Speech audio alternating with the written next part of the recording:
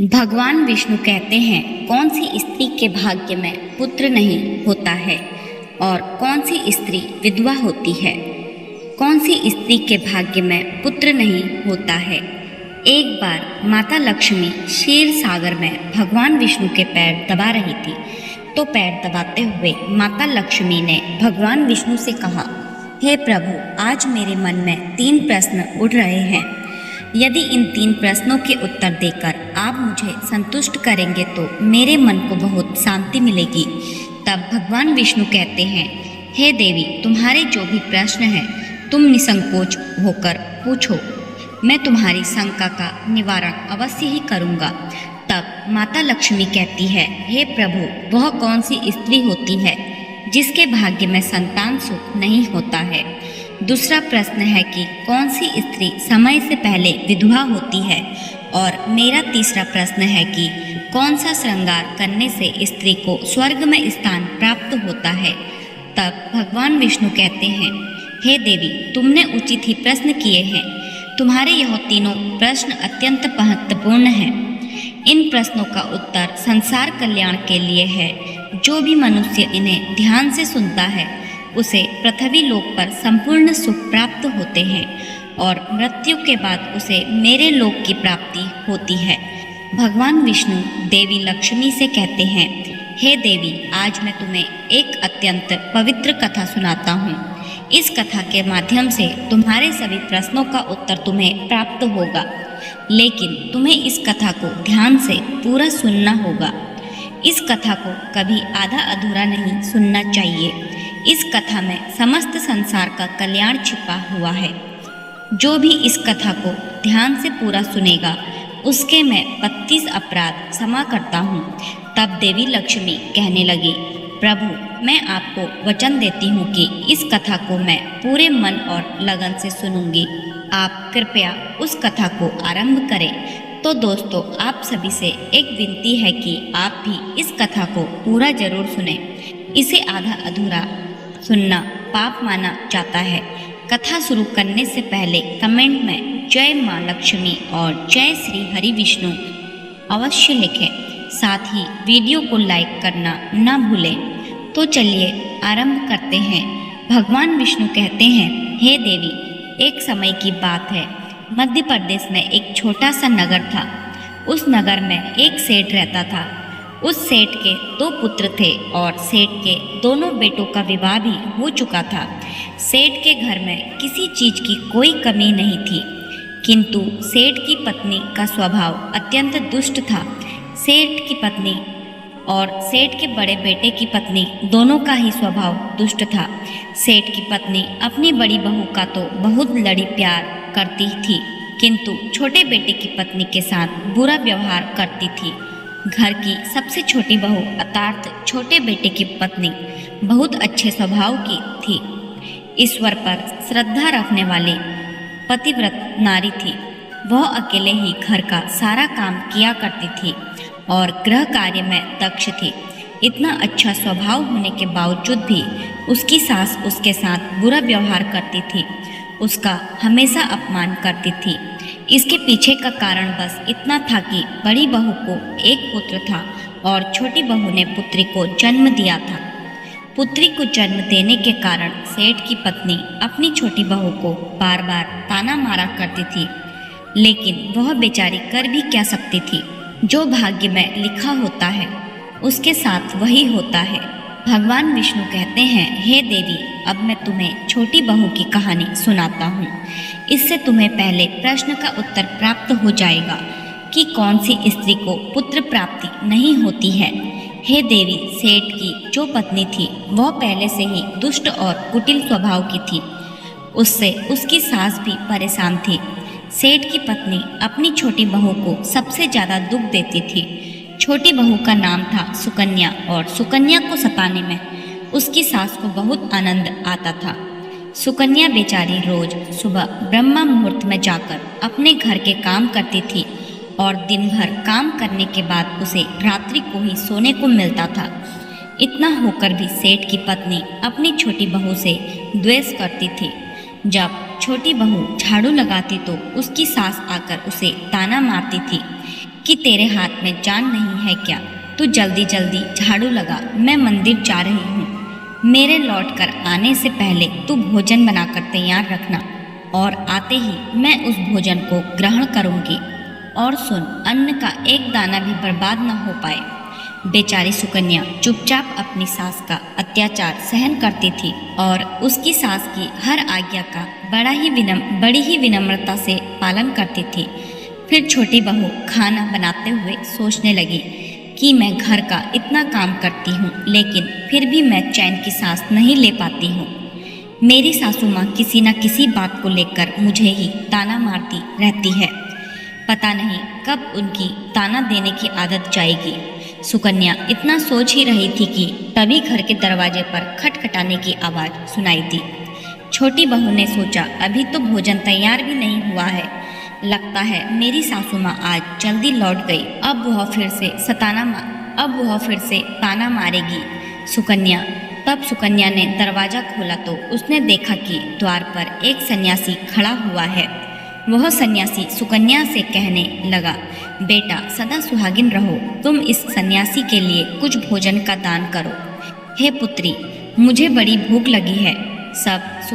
तब सुकन्या ने सोचा, अगर मैं इस सन्यासी को भोजन करा दूँ तो, और इतने में मेरी सास आ गई तो मेरी खैर नहीं। कुछ देर तक विचार करने के बाद सुकन्या ने सोचा, यदि मैं सासू माँ के ताने के डर से इस सन्यासी को भोजन नहीं कराऊंगी, मुझे महापाप लगेगा, मेरा सारा पुण्य नष्ट हो जाएगा। इतना सोचकर सुकन्या ने उस सन्यासी को घर के अंदर बुला लिया। अतिथि धर्म का पालन करते हुए सुकन्या उस सन्यासी को भोजन कराने लगी। उतने में ही उसकी सास घर पर आ पहुंची और उस सन्यासी को घर के अंदर भोजन करते हुए देखकर उसे बहुत गुस्सा आ गया। वह चिल्लाते हुए सुकन्या से कहने लगी, यहाँ पर क्या किसी का भंडारा या दावत नहीं चल रही है, जो तू राह चलते भीख मंगों को घर में बिठाकर खिला रही हो? सुकन्या ने अपनी सास से बड़ी विनती की, लेकिन सुकन्या की सास ने बहू की एक नहीं सुनी और उसकी सास ने उस सन्यासी को घर से बाहर निकाल दिया और उसके भोजन को उठाकर कचरे में फेंक दिया। उसके बाद वह सास सुकन्या पर गुस्सा करने लगी, अरे दुष्ट औरत, मैंने तुझे कहा था कि अन्न का एक भी दाना बर्बाद नहीं होना चाहिए, लेकिन तूने क्या किया?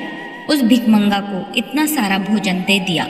सुकन्या डरते डरते बोली, सासू माँ, मैंने सन्यासी को अपने हिस्से का भोजन दिया है, इसमें आखिर इतना गुस्सा होने की क्या बात है? द्वार पर आए अतिथियों को कभी खाली हाथ नहीं भेजते हैं, ऐसा शास्त्र कहते हैं।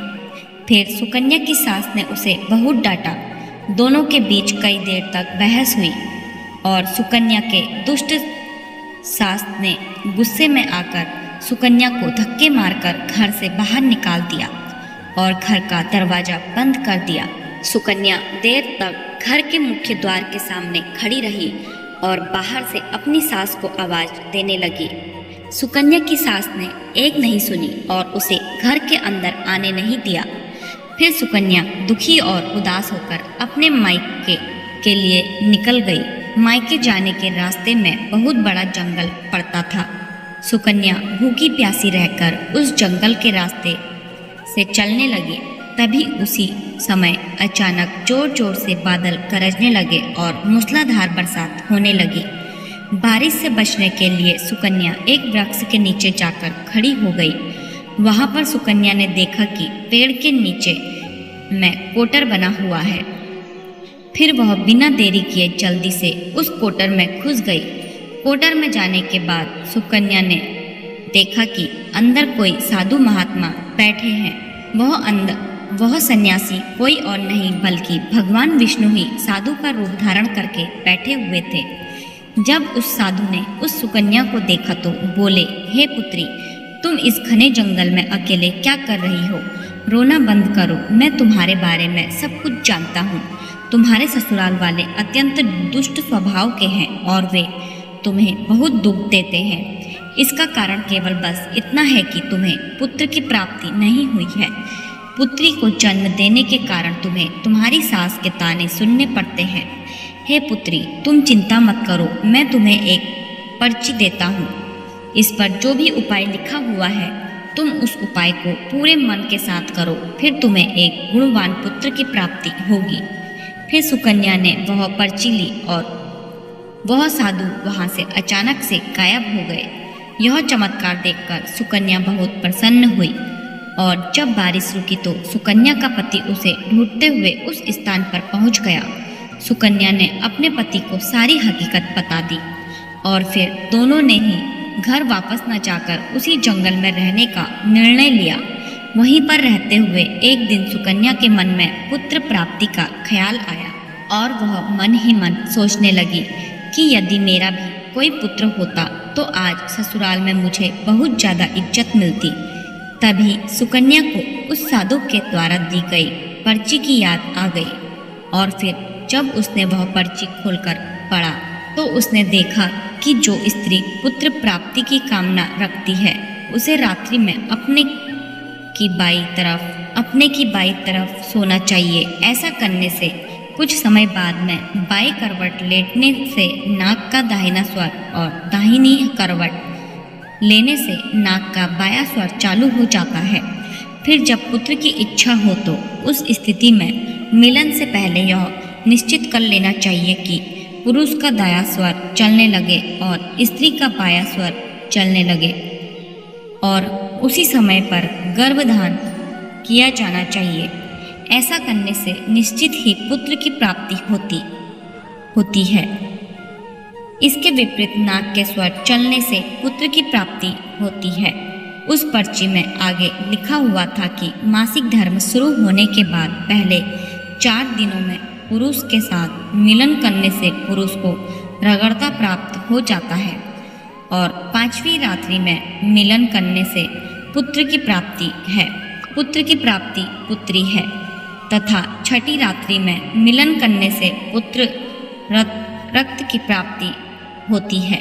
7वीं रात्रि में मिलन करने से बंध्या पुत्री होती है। 8वीं रात्रि में मिलन करने से बलशाली पुत्र की प्राप्ति होती है। 9वीं रात्रि में मिलन करने से सुंदर कन्या की प्राप्ति होती है तथा 10वीं रात्रि में मिलन करने से विद्वान और अति श्रेष्ठ पुत्र की प्राप्ति होती है। 11वीं रात्रि में मिलन करने से सुंदर आचरण वाली कन्या प्राप्त होती है। 12वीं रात्रि में मिलन करने से गुणवान पुत्र होता है। 13वीं रात्रि में मिलन करने से लक्ष्मी स्वरूपा पुत्री होती है। 14वीं रात्रि में मिलन करने से गुणवान बुद्धिमान तथा बलवान पुत्र होता है। फिर सुकन्या ने मासिक धर्म के बाद 14वीं रात्रि में अपने पति के साथ मिलन किया और उसके बाद गर्भ धारण किया। फिर दूसरे दिन सुकन्या का पति जंगल में लकड़ी काटने के लिए चला गया और सुकन्या घर पर पड़ी रही। फिर अचानक से तेज तूफान आया और सुकन्या की झोपड़ी उड़ गई। फिर सुकन्या डरती हुई उसी पेड़ के कोटर में जाकर रुक गई जहां पर उसे वह साधु मिला था। सुकन्या वहां अपने पति की राह देख रही थी कि अचानक वहां पर 2 राक्षसी आ गई। वह राक्षसी अत्यंत मायावी थी। फिर उन्होंने उस कोटर के साथ पेड़ को उड़ाकर एक ऐसे स्थान पर चली गई जहां पर बहुत सारा सोना था। जब सुकन्या ने यह दृश्य देखा तो वह चौंक गई। सुकन्या पेड़ के कोटर में छिपी रही। जब वह राक्षसी भोजन की तलाश में गई तो सुकन्या ने उस स्थान पर से बहुत सारा सोना उठा लिया और उसे कोटर में भर लिया। जब वह राक्षसी लौट आई तो फिर से पेड़ पर बैठकर वे उस पेड़ को उड़ाकर उसी जंगल में आ गई। राक्षस के जाने के बाद सुकन्या वह सारा सोना लेकर अपने पति के पास चली गई और उसे वह सारा सोना दे दिया। फिर पति और सुकन्या दोनों अपने ससुराल को लौट गए। वहां जाकर उसने अपनी सास को वह सोना दे दिया और सारी हकीकत बता दी, जिसे सुनकर उसकी सास को बहुत गुस्सा आया और बोलने लगी, अरे मूर्ख औरत, तू बस इतना ही सोना लेकर आ गई, इतने सोने से क्या होगा? मैं होती तो बहुत सारा सोना लेकर आ जाती। फिर उसकी सास भी उस जंगल के कोटर में जाकर छिप गई और राक्षसों की राह देखने लगी। तभी वह 2 राक्षसी वहां पर आई और फिर उन्होंने उस कोटर को उड़ाकर एक बर्फीले पहाड़ पर ले गई। यह देख सास बहुत क्रोधित हो गई और बोलने लगी यह कहाँ लेकर आई है? यहाँ तो बस बर्फ और मिट्टी है। तभी उन राक्षसों ने उसकी आवाज़ सुनी और देखा तो एक बूढ़ी औरत पेड़ के कोटर में छिपकर बैठी है। फिर उन्होंने उसको बाहर निकाला और उस बर्फीले पहाड़ पर फेंक दिया। जमीन पर गिरते ही उसकी मौत हो गई। इधर सुकन्या बड़े आनंद के साथ रह रही थी, लेकिन सुकन्या की सास कभी नहीं लौटी। तो सुकन्या ने जाकर उस कोटर में देखा तो वहां पर उसकी सासन ही थी। उसे समझ में आ गया कि उसकी सास ही थी। उसे समझ में आ गया कि लालच के कारण उसकी सास की मृत्यु हो गई। भगवान विष्णु कहते हैं, हे लक्ष्मी, जिस स्त्री को पुत्र प्राप्ति की कामना है उसे मैंने सुकन्या को दी हुई पर्ची में बताए गए उपाय जरूर करने चाहिए। तुम्हारा दूसरा प्रश्न यह था कि किस कारण से स्त्री जल्दी विधवा होती है। तो जो स्त्री अत्यधिक लालच करती है वह स्त्री जल्दी विधवा होती है, और जो स्त्री चरित्र का गहना पहनती है उसे मृत्यु के पश्चात स्वर्ग की प्राप्ति होती है। एक स्त्री को अपने चरित्र का त्याग कभी नहीं करना चाहिए। तो दोस्तों, इस प्रकार से भगवान विष्णु ने माता लक्ष्मी को यह कथा सुनाई थी। ऐसे ही व्रत त्योहार व अन्य धार्मिक जानकारियों के लिए जुड़े रहिए डिवाइन लव से। डिवाइन लव चैनल को लाइक, शेयर, सब्सक्राइब करना ना भूलें। धन्यवाद। विष्णु भगवान की जय हो।